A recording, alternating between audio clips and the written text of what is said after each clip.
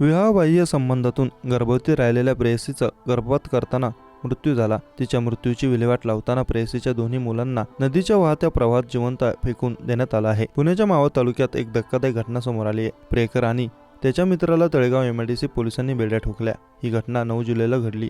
6 जुलैला गर्भवती प्रेयसीला आणि तिच्या 5 आणि 2 वर्षीय मुलाला घेऊन प्रियकर गजेंद्र दगडखेर कळंबोली येथे गेला।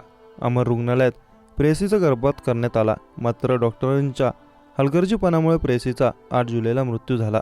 गर्भपात करून देणाऱ्या एजंट महिलेने मध्यस्थी करत मृतदेह गजेंद्रचा मित्र रविकांत गायकवाडच्या सोबतीने मावळमध्ये आणला। गजेंद्र आणि रविकांतने 9 जुलैच्या अंधारात इंद्रायणी नदीच्या वाहत्या प्रवाहात मृतदेह फेकून दिला। प्रेयसीचा मृतदेह फेकून दिल्यानंतर दोन्ही मुलं रडू लागली। आता या दोघांमुळे आपलं बिंग फुटेल या भीतीने निर्दयपणाचा कळस गाठला। तिच्या दोन्ही मुलांना ही त्याच नदीच्या प्रवाहात जिवंत फेकून दिलं। दुसऱ्या दिवसापासून हे दोघेही काहीच घडलं नाही असं वावरू लागले। दरम्यान प्रेयसी सोबत तिच्या कुटुंबियांचा संपर्क होत नसल्यानं तिच्या कुटुंबियांनी तळेगाव एमआयडीसी पोलिसांत तिघे हरवल्याची तक्रार दिली। मग पोलिसांनी तपासाची चक्रे फिरवली। प्रेयसीला गजेंद्रने अनेकदा फोनवरून संपर्क साधल्याचा आणि गजेंद्रने मित्र रविकांतशी त्याच दरम्यान फोनवर अनेकदा बोलल्याचा तपास समोर आला।